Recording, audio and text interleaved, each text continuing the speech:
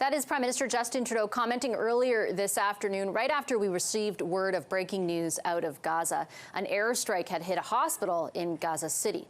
The Gaza Health Ministry blames the Israelis for that strike and told the Associated Press at least 500 people were killed because of it.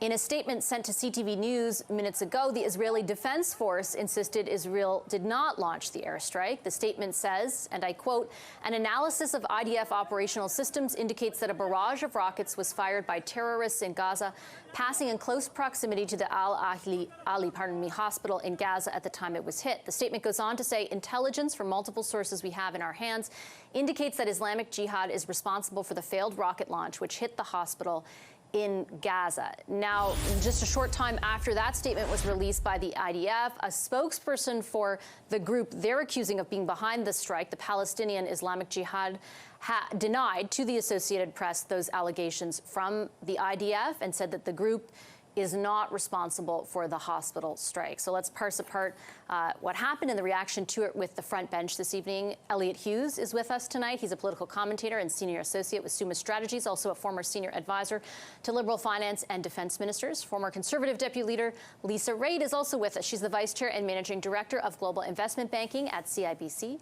CTV News political analyst and former NDP leader Tom Mulcair is here, as is the Toronto Star's Queen's Park bureau chief Rob Benzie. Hi, everybody. It's good to see you. Another significant day and pretty heavy stuff. Rob, I'll start with you.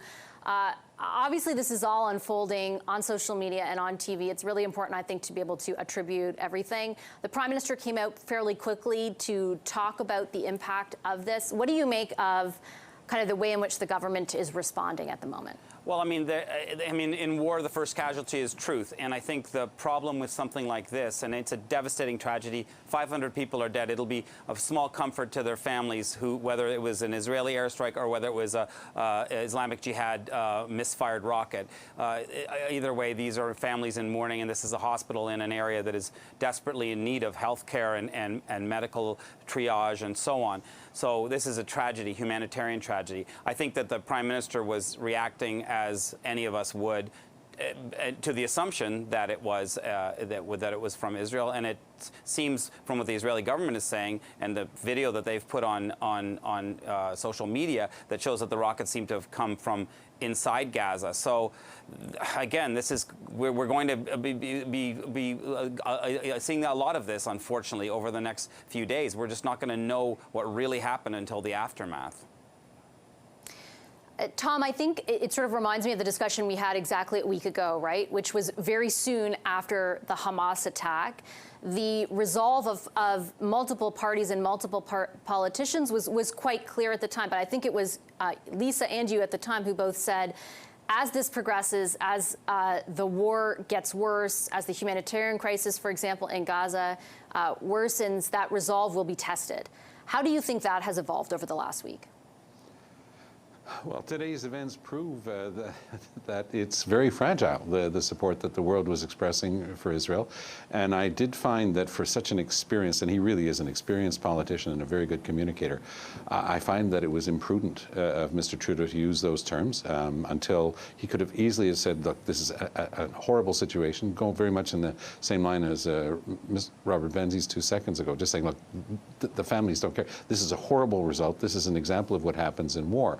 But instead, if you parse those sentences, it really seems quite clear that he had an idea, in his own head anyway, as to who was responsible. And I think that that's a huge problem, because you can't make that assumption. Israel's pushing back, seems to have some information. It's mutual accusations at this point, and maybe we'll never know. But what we do know is that Canada has, in the past, stood beside Israel on these important issues since the horrible terrorist attacks, unprecedented terrorist attacks by Hamas that targeted Israeli civilians. Then, Canada and most of our allies have been foursquare on this.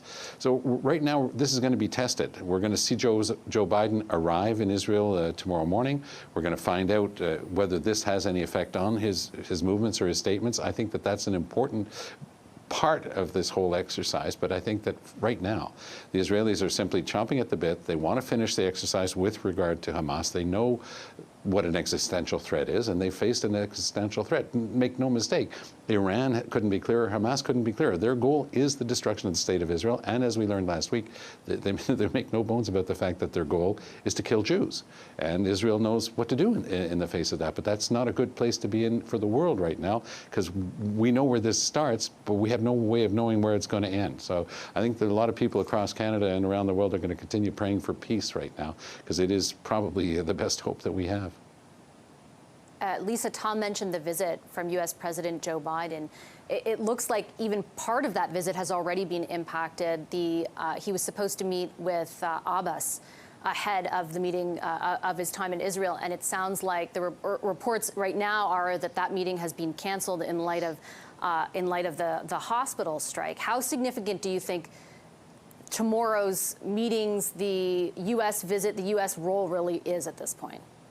Well, it's really tough. I mean, world leaders don't go to places unless and until they know exactly who they're going to meet with and how many meetings there will be, and it's all choreographed. And now we see one of them falling off the ledger. I'm sure that the Secretary of State Blinken is doing double time trying to figure out how to make sure to get some of these meetings back on track. I'm concerned about two things. I'm concerned about how quickly the Prime Minister assumed who was to blame on this one, because I think that's going to hurt us as a country. And I'm also very, very concerned with the call for not just grief over what has happened in that hospital, which is absolutely tragic, but to express it in a way that may actually be dangerous for other people around the world.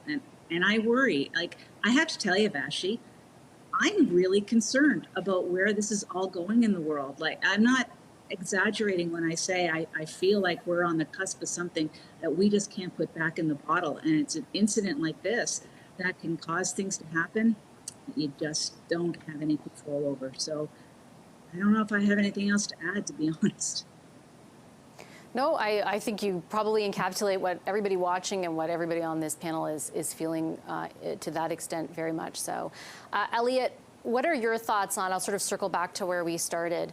I mean, so much of this is unfolding live on our watch. There's lots on social media. I don't know why everyone is going to social media so quickly, to be honest, but there is lots unfolding, and the pressure is on people to respond more immediately than they might have had to when there isn't 24-hour news or there isn't 24-hour social media.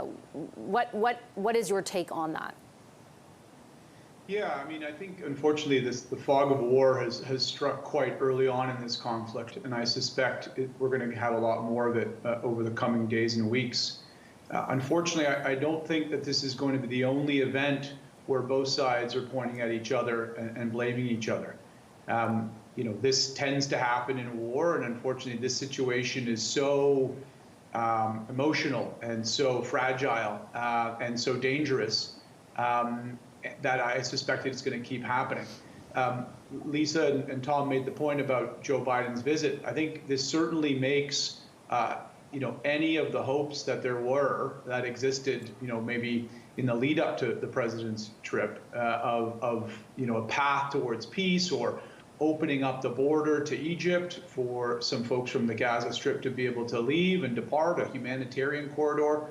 All of those things get thrown up in the air, I think, even further now because of this awful attack on whether it's you know, by accident or an attack on this hospital. And so, unfortunately, I suspect that what we'll see over the coming weeks is we probably need to get used to some of this stuff pretty quickly, because this war is probably going to be quite violent, quite brutal, and quite tough. And I think it's going to force us all to really sort of think and try to react and make sense of it. But it's a very jarring early on strike in this bloody battle.